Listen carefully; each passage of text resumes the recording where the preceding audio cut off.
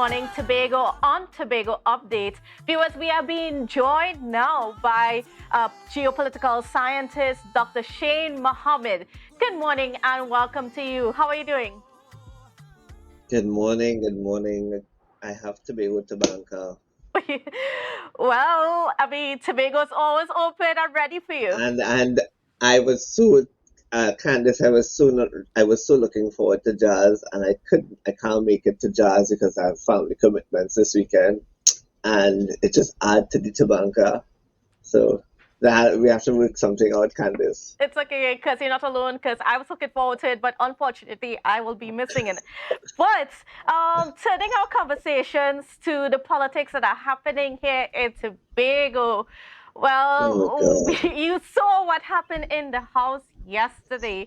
We just had the IDA's position on that matter. Dr. Angus spoke with us, and she said that she continues to be disappointed by the portrayal and just the way that our politicians, especially the chief secretary, has been handling just the procedures of the house and so on, and the disrespect.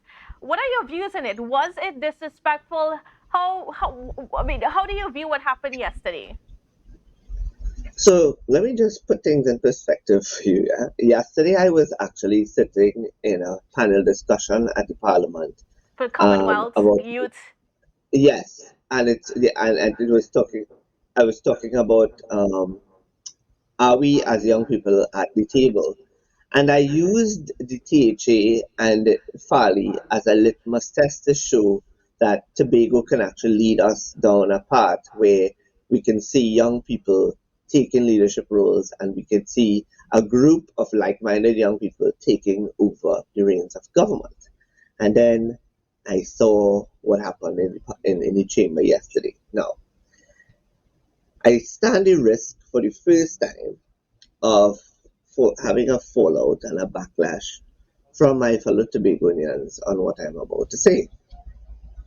And I'm concerned that we are allowing ourselves to be uh, manipulated or distracted by the beauty of office and Hmm. the grandeur of office.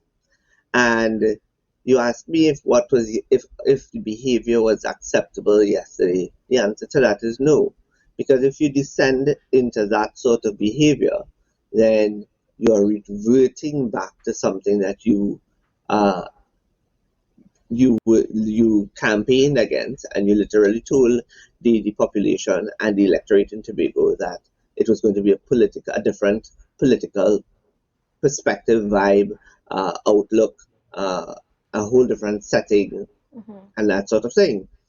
But I think I had to ask if I did. I wondered if my ears deceived me, because I wondered if I heard in the middle of that exchange between the chief secretary and the minority leader, if somewhere in between there I heard a swear word pass. I kind of confused because I'm not Yes. sure if I hear it. Did I hear right? Well, it's unconfirmed, so it it sounded similar, but we can't say for Right. sure until we've Good. spoken to Mr. Morris. But it came from it came from the voice of Mr. Morris, right? If it did, it came from Mr. Morris. Sorry, If it did, if it did happen, it was from the voice of Mr. Morris because I heard it, but it I wasn't sure where it it came from. appears to be, and I'm using my words very carefully Yeah, yeah. because yes, it It appears to be appears that coming from Mr. Morris. okay. So that for me says that there's a level of frustration on his part, Hmm. and the frustration he expressed was when the chief secretary stormed out of the chamber. Now, I don't understand, and I don't understand, and I don't feel that what was taking place in the chamber yesterday warranted the chief secretary storming out of the chamber. Um, and that is not something that we want to encourage with regard to the chief secretary and from the chief secretary, because the chief secretary is enjoying um, a certain level of favorability and a certain level of um, uh, what is the word I'm looking for? I have popularity as well Yes. among the population in Tobago and in Trinidad, right? If you start losing your cool over things that are trivial and you can't take the heat when you are in the chamber from a minority of one, Hmm. and because Mr. Morris is elected one, right? So I'm counting the minority as an one elected, not um, the minority councillor because she's appointed. If you can't take heat from one minority, then something is wrong. Something Hmm. is wrong because it means, therefore, that there's pressure on you from different quarters within the Tobago space about something that they don't like that has not happened or is happening, or there's something in the Tobago space that you feel pressure about because um, there's a backlash of some sort. So Yes. the question is, where is the backlash? Does the backlash come from the fact that they are members of your own party? Well, I will not say own party, but I would say they are members from your own circles that are disenchanted, that are speaking out against you, that believe that you have put politics in front of governance at 1 year and a few months into administration. Um, we have to take into consideration the the strong religious beliefs of the chief secretary Hmm. makes him unavailable for any sort of discourse during from Friday to Saturday. Um, we have to take into so I asked so I was very curious about so what happens if the minority leader, not the minority, the chief secretary one day goes off into observing the Sabbath and the deputy chief secretary is incapacitated and unable to fulfill her duties on that day. Then what is the system in place? Who is the next person in line to go to? Who is the next go-to person? Hmm. So there has to be some level of communication that leaves us to go to, if not the first or second, who is the third? And that's just a by the way conversation because I'm adding all of that to the unavailability of the chief secretary to the population.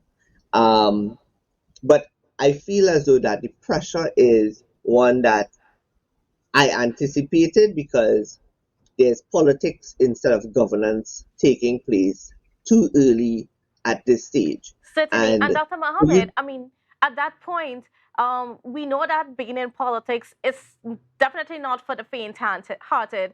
It's a tough job. I mean, it looks glamorous, but it's actually a very tough job, especially, being the head of a government body. And, and it sort of brings into question because, we often want our young people to be able to take up some of these positions. But in a situation like this, there was a lot of faith in Mr. Augustine and his team. They were young professionals, and they seemed to be ready. But should they have, in a sense, I mean, just after seeing everything that's happened over the past year and a half, you know, should should we then sort of reevaluate the way that when you push persons into these positions? I mean, should we wait? Is there more credence to waiting to, you're at a certain point in your life when you've developed more experience to handle some of these situations? Because let's be honest, the pressure is real. Yeah, the pressure is real, and there's no denying that, right? And you're right when you say when you take office and you take up these positions, if you have to be able to stand the heat. But you see, I won't say that he wasn't ready. I won't say any of them wasn't ready. I think they did a fantastic job with regard to campaigning and touching hands and shaking hands and touching and touching people and trying to impact doing an impact in terms of impacting on people's lives. And then they gave a commitment that they were going to provide for Tobago in a way that met the expectations or what was deserving to the people of Tobago. And I maintain that delivery of goods and services and the delivery of good governance should be the primary goal of the administration at this point in time. And if they are unable to do so, then they should seek assistance. There's enough assistance. There are enough people willing to help them. There are enough persons that are willing to advise to carry through because there's still the belief that they are the better of the two political entities that exist in Tobago. And they also have to take into consideration that Calvin Morris could stand up and say call an election now. There's no guarantee that the PNM is going to win that election because the person that is going to be the candidate for chief secretary in Tobago opposed to Falia Gussin is Ansel Dennis. Hmm. And he is not seen as someone who is trustworthy and popular and that he was actually rejected. And he was rejected not only as the chief secretary, but he was rejected as his area representative. So it speaks volumes to what the people of Tobago felt then. And, to just simply get up and say, call an election now, um, does not mean that's an automatic win for the PNM. I am not going to say, however, that there is not going to be persons who stand the risk of losing their seats Hmm. because 14-1 was a big jump, 15-0 was a big jump. It turned out to be 14-1. I can't say that it's going to be 14-1 again. I could say it may come down to something like a 10-5. It could come down to something like an 11-4 when you ascertain seats that are on the margins, right? So there's going to be some losses to the administration. Will it be a drastic loss to bring them to under 8 as a majority? I don't believe so. So, and therefore, I think it's also foolhardy as a response to the chief secretary storming out um, of the of the chamber. Well, in other words, I'm just paraphrasing here. If you feel you're bad, then call an election, right? But feeling you're bad and calling an election is not relevant because Calvin Morris will not be the chief secretary. He is not. He has he has directly refused the opportunity. That is what I will say. He has directly refused the opportunity to take up the leadership mantle and show his true mettle to be able to manage a political party as well as to function as a minority leader. And that's to his disadvantage because he can't stand and say he's the one that is going to challenge Fali. Fali will be the one that will be standing and putting himself before the electorate again, having done so and knowing that the people of Tobago voted for Fali as chief secretary in 2021 and 2022. Um, but Candice, the level of governance cannot be accepted, and there's much to be done that does not warrant the Fali and anyone else ramaging over the fact that they created a new political party. Certainly.